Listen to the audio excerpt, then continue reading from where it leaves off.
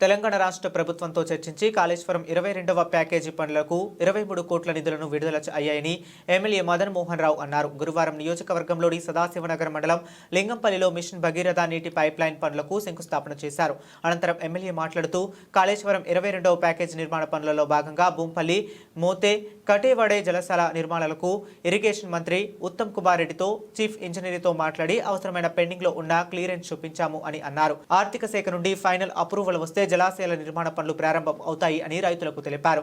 భూములు కోల్పోయిన రైతులకు నష్టపరిహారం అందే విధంగా ప్రభుత్వానితో మాట్లాడతాను అని అన్నారు. రైతుల వివరాలు రిపోర్టు తయారు చేసి ఒక వారం రోజుల్లో అందించాలని ఎంఆర్ఓ గారికి ఆదేశించారు. ఈ కార్యక్రమంలో కాంగ్రెస్ పార్టీ నాయకులు, కార్యకర్తలు పాల్గొన్నారు. రోడ్ల మీద తిరుగుతున్నారు. ఈ రామారెడ్డి కానీ, గాంధారి కానీ, సదాశివమఠలు కానీ ఈ అన్ని ప్రాంతాలకు మనకు ఉద్యోగ అవకాశాలు వస్తాయి. 22వ ప్యాకేజ్ 1,00,000 ఎకరాలకు నీళ్ళ గురించి ఎప్పుడో 2009లో అయిపోయింది. పైపులు చిల్లుమట్టిపోయినాయి. మరి దాని గురించి నేను ఎమ్మెల్యే అయినాక చెప్పులారేటట్టు ఉత్తమ్ కుమార్ రెడ్డి ఎంబడ తిరిగి మన 23 కోట్లు తీసుకొచ్చి అలా వర్కులు స్టార్ట్ అని మనం చేస్తున్నాం. 22 ప్యాకేజ్ 1,00,000 ఎకరాలకు మరి 1,540 కోట్లతో చీఫ్ ఇంజనీర్తో ఈఎన్సీ గారితో సైన్ చేయించిన, ప్రిన్సిపల్ సెక్రటరీ రాహుల్ బజ్జావర్తో కూడా సైన్ చేయించిన.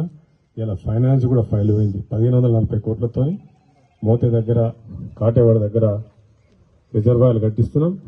డైరెక్ట్ ఆర్మూర్ దగ్గర, అర్గుల్ దగ్గర వాటర్ ట్రీట్మెంట్కి వస్తాయి. ఆడికి లిందల్వాయికి వస్తాయి. లిందల్వాయి నుంచి మన మల్లనగుట్ట 30 ml ఉంది కదా, మల్లనగుట్టకు వచ్చి ఆ నుంచి లింగంపల్లి సబ్బు నుంచి పైప్ త్రూ ఇండస్ట్రీస్కి పోతాయి. రేపు నీళ్ళు వస్తున్నాయి కదా, రేపు పొద్దున ఇండస్ట్రీస్ వస్తాయి. మన ఈ ప్రాంతం డెవలప్ కావాలంటే మనకు ఇండస్ట్రీస్ రావాలి. ఇలా ఏమైంది, మన బతుకులు ఏమైనాయి? వాన పడితేనే, పొలం పడితేనే నోట్ల కింద ముద్దపోతుంది. ఆ పరిస్థితి మనది. మనకు వేరే పరిస్థితి లేదు.